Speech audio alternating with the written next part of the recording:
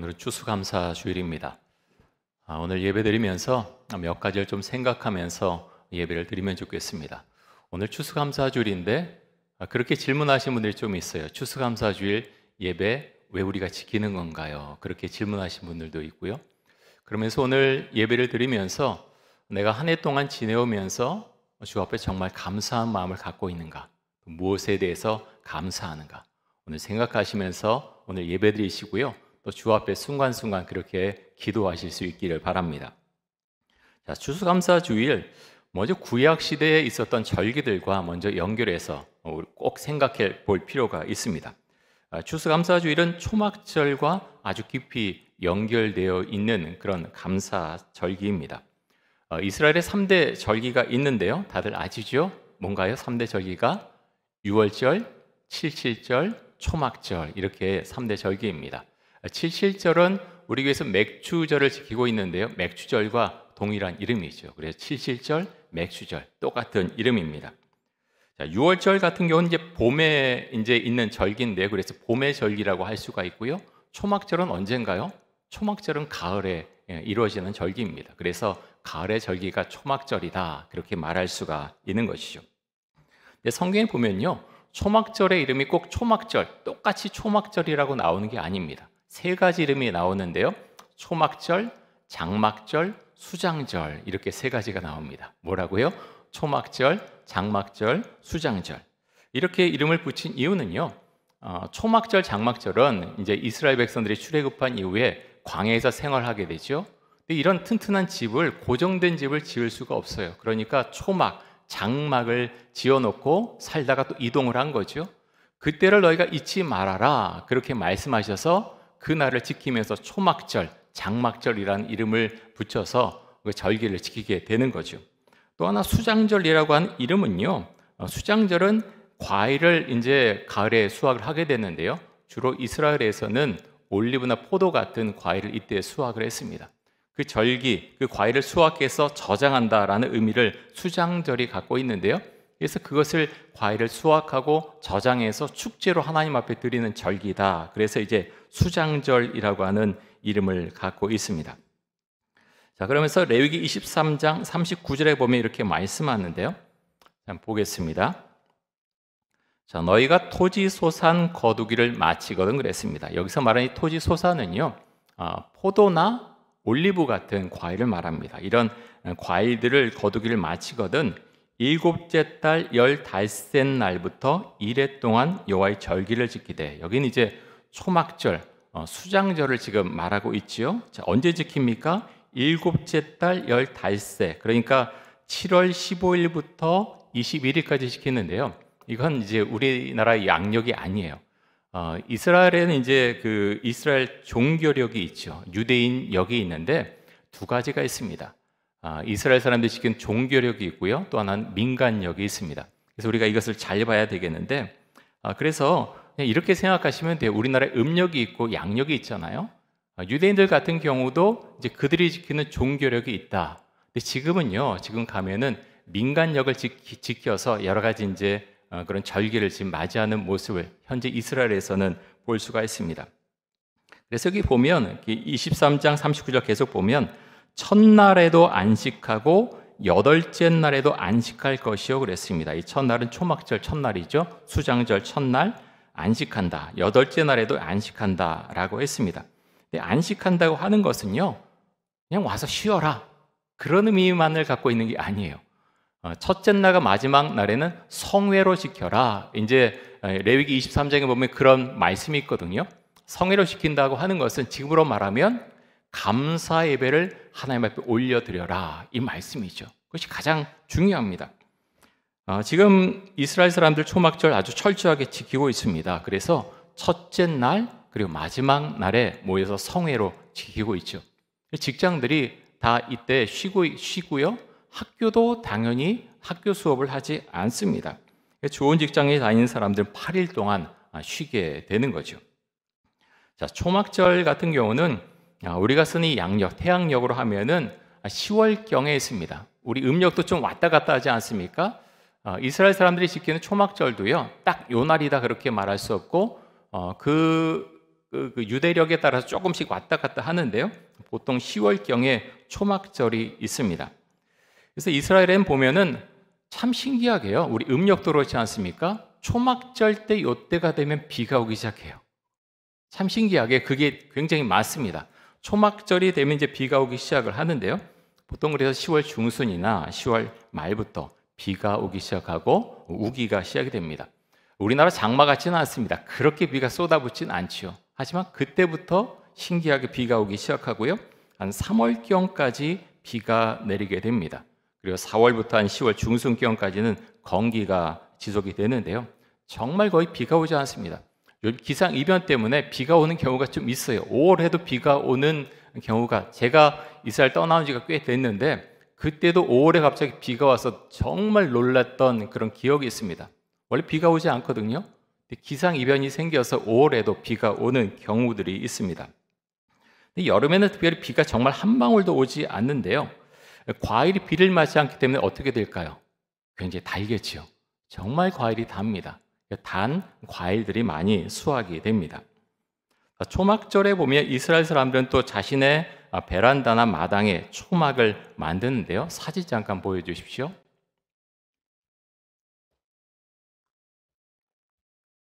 예, 잠깐 보여주십시오. 예. 보면 이제 이게 초막이거든요. 보통 집 앞에 마당에 이제 이렇게 천으로 해서 초막을 만들어 놓는데요. 이 안에 들어가서 가족들이 함께 식사도 하고 이야기도 나누고 파티를 하기도 합니다. 그래서 8일 이상 이것을 설치해 놓고 여기서 지내게 되는 거죠. 그 다음 사진 한번 보여주십시오. 이게 이스라엘 아파트입니다. 아파트 모양이 이제 색깔들이 거의 예루살렘에는 거의 색깔이 다 이렇고요. 그러면서 집 앞에 뭐 1층이든 2층이든 3층이든 베란다가 다 있는데 베란다에 그런 초막 모양을 만들어 놓습니다. 그래서 이곳에 들어가서 아까 그렇게 만들어 놓은 것처럼 들어가서 함께 식사도 하고 또 이때를 생각하면서 성경 말씀을 들려주기도 하고 파티도 하고 그래서 8일 동안 그곳에 참 많이 들어가서 생활을 하게 됩니다. 예, 됐습니다. 우리가 이제 이런 이스라엘 사람들이 지키는 초막절 또 모양도 봤는데요. 그러면 언제부터 구약 성경에 나오는 이 초막절이 기독교인들에게 추수감사절로 지켜지고 있는 것일까요? 대부분 이제 알고 있는데요. 미국에 영국의 청교도들이 건너가죠. 메이플라워를 타고 1620년에 건너가게 됩니다. 처음 갔을 땐 참 고생이 많았지요. 인디언들의 습격도 받고 풍토병도 알아서 얼마 되지 않아서 그 겨울을 지내는 동안 그곳에 간 사람들의 한 절반가량이 죽게 됩니다. 처음에는 그렇게 인디언들이 습격을 했지만 나중에는 인디언들이 도움을 줘서 그래서 곡식을 그것에서 재배할 수 있도록 씨앗도 주고 여러 가지 도움을 주게 되죠. 그 다음에 이제 첫 수확을 한 다음에 하나님 앞에 첫 추수감사 예배를 올려드리게 됩니다. 그때부터 이제 미국에서 하나님께 그렇게 추수감사 예배를 드리게 됐는데요. 공식적으로 미국에서 국경일로 이날이 선포된 것은 1789년에 미국의 초대 대통령이었던 조지 워싱턴 대통령이 이날을 국경일로 선포해서 추수감사절로 지금까지 지켜오고 있습니다. 여러분, 그런데 이 추수감사절이 도대체 도시에 살고 있는, 이때는 농사를 지었잖아요. 근데 우리는 지금 도시에 살고 있지 않습니까? 도시에 살고 있는 우리는 왜 추수감사절을 지키고 있는 것일까요? 먼저 이제 제가 초막절에 대해서 잠깐 말씀드렸는데 초막절을 지키는 이유가 크게 두 가지가 있다고 말씀드리지 않았습니까? 처음은 출애굽한 이후에 광야에서 초막을 치며 장막을 치며 살았던 그 어려웠던 시기를 기억하고 하나님 앞에 어떻게 해요? 감사하기 위해서 시켰고요. 두 번째는 이 가을에 올리브나 포도를 수확한 다음에 어떻게 합니까? 감사하기 위해서. 그 수확하심에 정말 감사하기 위해서 수장절을 지킨 것이죠. 중요한 것은요, 감사합니다. 어떤 것을 받았든 감사가 가장 중요하죠. 도시에서 사는 저희들 농사 짓지 않습니다. 하지만 돈을 벌죠. 열심히 일합니다. 한 해 동안에서 내가 번 돈이 있습니다. 재물이 있죠. 그 가운데서 하나님 앞에 감사를 드리는 거죠. 이렇게 나에게 재물을 주셨는데 우리 가족들이 먹고 살게 하셨는데 그것을 하나님께서 내게 주신 것이냐? 그 고백이 있다면 당연하게 감사의 고백, 또 감사 예배를 하나님 앞에 드릴 수 있는 것이죠. 그런 의미에서 우리는 추수감사절 예배를 드리고 있고요. 추수감사주의를 지키고 있습니다. 오늘 우리에게 성경 본문으로 처음에 요한복음 말씀을 읽었는데요. 요한복음 7장 37절부터 39절까지의 말씀은 초막절을 배경으로 하고 있는 말씀이고요. 예루살렘에서 초막절 마지막 날에 예수님께서 말씀하신 그 내용의 말씀입니다. 자, 요한복음 7장 37절부터 39절까지 한번 보겠습니다.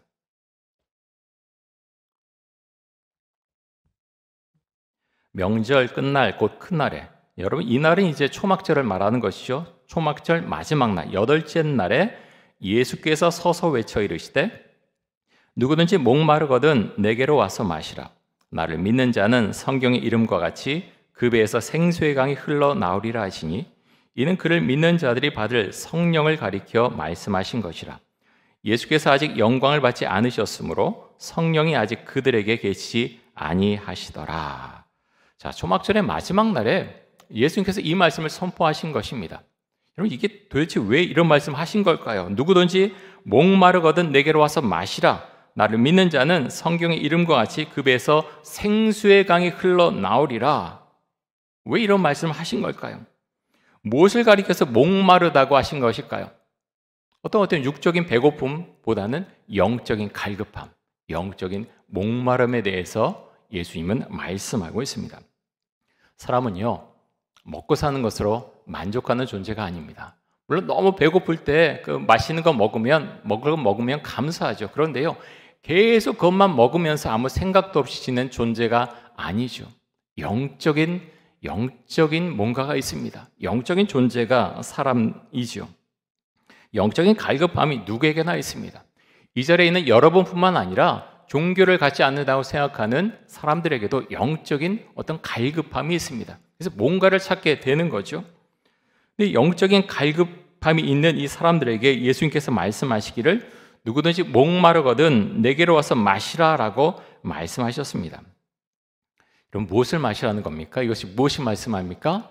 성경에서 성령이 임하는 것을, 예수를 믿으면 성령이 너에게 임할 것이다 지금 말씀하시는 것이죠. 그런데 예수님께서 나를 믿는 자는 그 배에서 생수의 강이 흘러 넘치리라 말씀하셨을 때 사람들이 어떻게 반응했습니까? 두 가지 반응입니다. 첫 번째는 그 말씀을 믿고 따랐지요. 두 번째 반응을 보인 사람들은 예수는 결코 그리스도가 될 수 없다라고 하면서 거부했습니다. 여러분 지금도 똑같이요. 복음을 전하면 어떤 사람들은 받아들이지만 어떤 사람들은 강하게 거부합니다. 여러분 우리가 예수님을 믿고 살아갑니다. 예수를 믿고 사는 게 어떤 의미를 갖는 것일까요? 여러분 예수를 믿은 다음에 여러분은 뭐가 달라지었습니까? 여러 가지로 이제 생각해 볼 수가 있는데요. 예수 믿은 다음에 우리가 가장 먼저 생각해 봐야 될 것은요. 예수 믿은 다음에 내 안에 예수님을 믿는 기쁨이 있는가? 여러분 그것이 굉장히 중요합니다. 그래서요. 우리가 십자가의 고난과 그 죽음, 부활을 이야기하지만 그것 때문에 늘 그렇게 괴로워하고 힘들어하는 게 기독교 신앙이 아니에요. 그 예수님, 나를 위해서 십자가 못 박혀 죽으시고 부활하신 그 주님을 믿으면 내 안에 샘솟는 은혜와 기쁨이 있다라는 고백이 있는 종교, 그것이 바로 기독교라는 거죠. 그래서 여러분 한번 마음속으로 한번 생각해 보십시오. 내가 예수를 믿는데 내 안에 예수님이란 기쁨이 내 안에 있는가? 내 삶 가운데 그것이 누구에게는 그것이 어떻게 눈에 보이는 것은 아니지만 내 심령 가운데, 나의 삶 가운데 예수님 믿는 그 기쁨이 있는가? 그것을 한번 생각하고 또 오늘 그것을 생각하면서 주 앞에 고백할 수 있기를 원합니다. 왜 그렇습니까? 예수님 믿으면요, 성령이 내 안에 임할 것이다 주님께서 말씀하셨습니다. 그래서요, 예수님 믿는 것 따로 있고 성령이 임하는 것 따로 있고 그런 것이 아니라는 거죠. 예수를 믿으면 성령이 그 마음속에 임해서 그 물이 샘솟듯 할 것이다 라고 주님께서 우리에게 말씀하셨습니다. 여기서 말하는 생수의 강은 여러분 죽음의 물도 아니고요, 우울한 물도 아니고 낙심의 물도 아니겠죠. 예수님께서 주시는 이 물은 영혼을 치유하는 물이고 또 우리를 자유하게 하는 물입니다.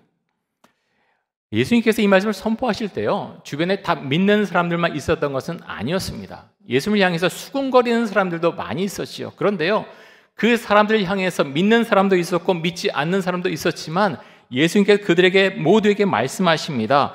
누구든 목마르거든 내게로 와서 마시라 라고 말씀하십니다. 사랑하는 성도 여러분, 예수님께서 주시는 물을 여러분은 받아 먹으셨습니까? 받으셨습니까? 예수님께서 주시는 물은 성령을 가리키죠. 여러분, 우리가 건강을 위해서 물을 마시죠. 매일 마십니다. 마시지 않으면 우리가 살 수가 없죠. 마찬가지입니다. 예수님께 주시는 물, 이 성령의 물도요, 우리가 매일 마셔야 한다는 것이요. 내가 한 번에 다 들이키고 이제는 다 끝났다가 아니고요. 매일매일 살아가면서 예수를 믿고 고백하면서 그 마음을 받아들이고 우리 마음 가운데 주의 성령께서 임재하심을 늘 기도하면서 우리 마음속에 그 물을, 성령의 물을 받아 마셔야 한다고 하는 것입니다. 유대인들이요, 예수님에게 원한 것은 사실 성령이 아니었죠. 유대인들은요, 눈에 보이는 것을 원했습니다. 먹을 것을 원했고, 권력을 원했고, 힘을 원했고, 명예를 원했습니다.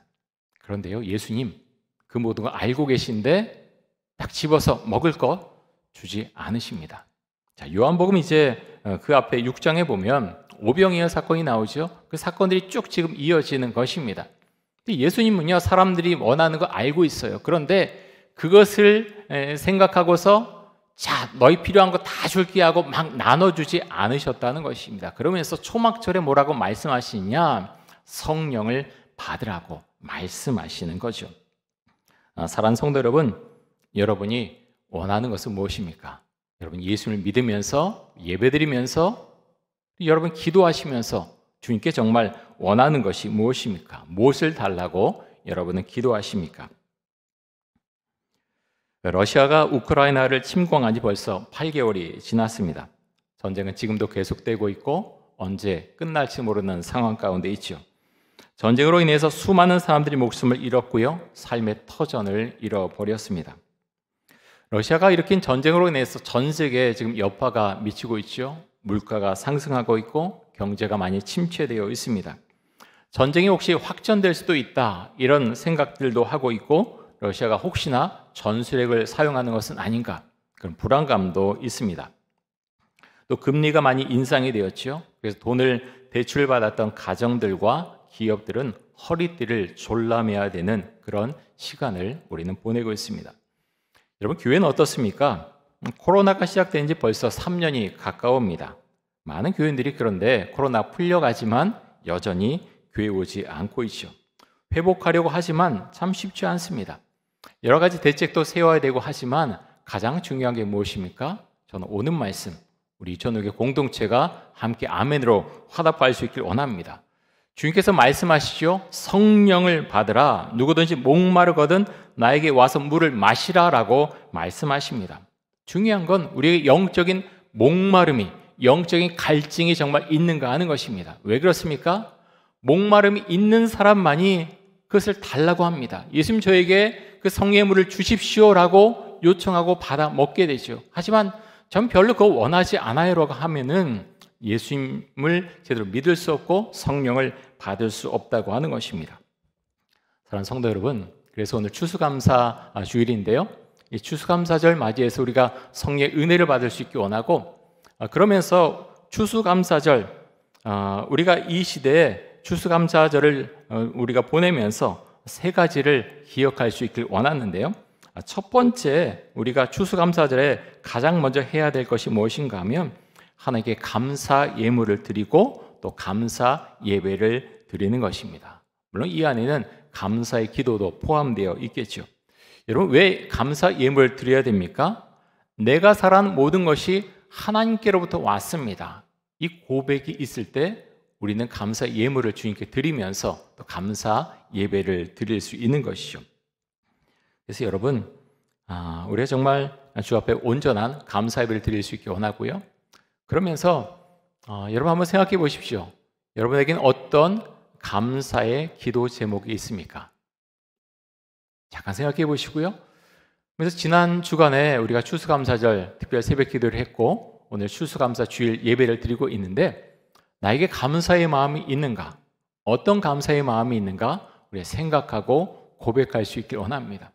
늘 제가 이제 말씀드리지만 우리의 마음이 어떨 땐 무거울 수 있어요. 그런데요, 그런 감사의 고백, 작은 것을 내가 찾아내서 고백하기 시작했을 때 그 고백의 기도는요, 자꾸 범위가 커집니다.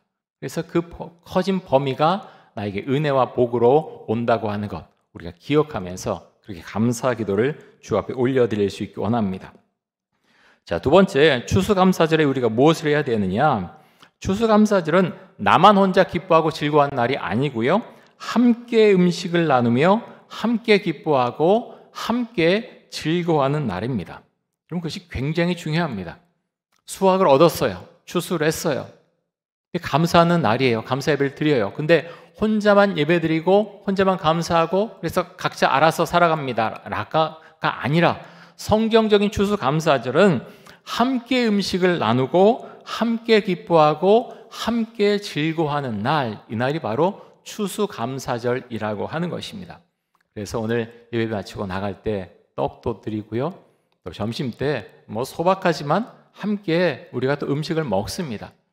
그럴 때 함께 나누는 게 있다는 거예요. 함께 먹을 때, 또 함께 나눌 때 함께 가는 것, 그 축제가 바로 추수감사절이다라는 거죠. 자, 세 번째, 우리가 무엇을 구해야 되는가? 이 추수감사절에 오늘 우리가 요한복음 7장 말씀을 본 것처럼요, 성령의 임재를 강구해야 된다고 하는 것입니다. 우리가 물론 감사 예배 드리고 또 함께 즐거워하지만 그 가운데에서 우리가 겉으로 막 그럴지라도 우리 심령은요, 참 무너지고 아프고 그렇게 어두울 수 있어요. 함께 즐거워하지만 그 마음이 아프고 성령의 은총이 필요한 분들이 너무나 많습니다. 그래서 우리는 성령의 임재를 강구해야 합니다. 재정적으로 많이 어렵고 또 건강 이상이 생기고 관계에 문제가 생기고 사업에 어려움이 생기고 자녀의 어려움이 생기고 수많은 어려움이 있는데요, 하나님께서 때로는 그것에 대해서 분명하게 직접적으로 해결해 주시기도 하지만 어떨 때는 오늘 요한복음 7장에서 말씀하셨듯이 내가 생수의 이 물을 마셔라 라고 우리에게 주신다고 하는 것입니다. 그 가운데서 우리 주님을 의지해서 이 세상을 살아갈 수 있다고 하는 거죠. 사랑하는 성도 여러분, 우리가 주 앞에 늘 그렇게 기도할 수 있기 원합니다. 우리가 주 앞에 간구하는 거 많이 있죠. 때로는 그런 생각을 해봅니다. 내가 기도한 거 주께서 다 들어주셨으면 나는 정말 할렐루야 만족하면서 살아갈까? 그렇지 않을 것 같아요. 저는 그렇습니다. 왜냐하면 제가 잘못 간구하는 것도 있고요, 제가 목사지만 다 들어주면 그렇게 만족할 것 같지만 사람은요, 사람이라는 존재는 사실은 그런 것 같지 않습니다. 내가 원하는 데 다 쟁취했을 때 그것이 만족감으로 돌아오느냐? 그렇지 않다는 거죠. 오늘 주님께서 요한복음 7장 말씀을 통해서 우리에게 말씀하십니다. 나에게 와서 생수를 마시라고 하십니다. 성령을 받으라고 말씀하십니다. 성령을 받음으로 추수감사주일인 오늘 하나님께 더 많은 감사의 고백을 올려드리고 또 함께 즐거워하고 함께 주 안에서 기뻐하는 날이 될 수 있기를 간절히 원하고 축복합니다. 우리 함께 기도하겠습니다. 이 시간 기도할 때 지나간 한 해를 돌아보면서 하나님께 감사 기도를 올려드리게 하여 주옵소서. 함께 기뻐하며 함께 즐거워하는 추수감사 주일이 되게 하여 주옵소서. 성령의 기름 부음을 날마다 받는 은혜가 임하게 하여 주옵소서. 우리 함께 통성으로 기도하겠습니다. 하나님 아버지, 감사합니다. 코로나가 계속되는 가운데서도 올해도 어김없이 추수감사절이 찾아왔습니다. 하나님 감사합니다. 많은 어려움이 있지만 전 세계가 전쟁의 여파 때문에 하나님 많이 힘들고 어려운 가운데 있지만 우리의 추수감사절을 또 허락해 주셨고 이날을 감사함으로 주 앞에 그렇게 예배드리게 하신 것 감사합니다. 하나님, 우리가 함께 나아가는 공동체가 될 수 있게 원합니다. 함께 기뻐하며 함께 즐거워하며 함께 나누는 귀한 공동체로 세워주시기를 간절히 원합니다. 하나님 아버지요, 성령의 기름을 부어주옵소서. 우리 심령은 상하고 아프고 낭망합니다. 우리 심령 가운데 주여 성령의 은총을 베풀어 주셔서 영적으로 갈급해하는 우리 성도들에게 주의 성령의 은총을 주시기를 간절히 원합니다.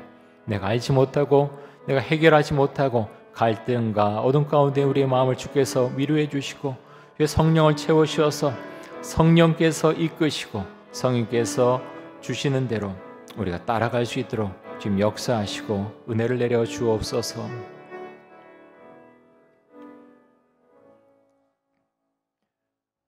주님 감사합니다. 오늘 주님께서 우리에게 허락해 주신 추수감사 주일입니다. 정말 주 앞에 온전한 감사의 예배를 드리게 해주시고 하나님 또 함께 기뻐하며 또 함께 즐거워하는 기쁜 날이 될 수 있기를 간절히 원합니다. 성령의 은총을 구하며 하나님 사람으로 채워지지 못하는 그 은혜를 성령을 내가 받음으로 우리 마음속에 채워넣고 약해진 마음을 강하게 하고 또 주께 주시는 힘으로 이 세상을 살아갈 수 있도록 주님 역사해 주시기를 간절히 원합니다. 주님 감사합니다. 주의 은혜가 넘치는 귀한 추수감사 주일이 되게 하여 주옵소서. 예수 그리스도의 이름으로 기도드립니다. 아멘.